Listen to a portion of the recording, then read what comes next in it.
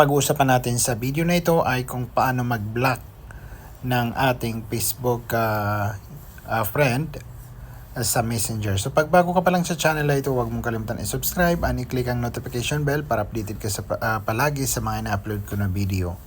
So example natin sa mga friend nyo, kung meron kayong i-block ay dito lang kayo pupunta sa 3 lines na yan. So pag nagpunta kayo dyan, then punta kayo dito sa setting icon na to.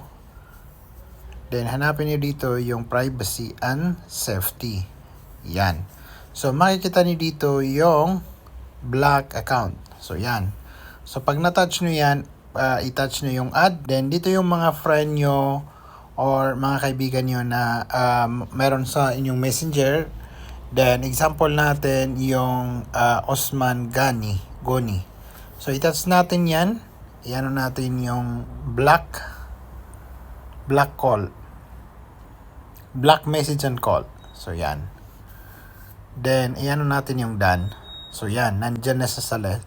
Kung gusto niyo pa mag-add, example ay i-touch niyo lang ulit yung add. Then hanapin niyo yung gusto niyo na i-add ulit dito sa inyong block account. So i-cancel natin. Then i-touch natin ulit yung binlock na account. So pwede niyo siya ulit i-unblock. So yan, unblock niyo, di punta lang kayo dyan sa unblock. So unblocking.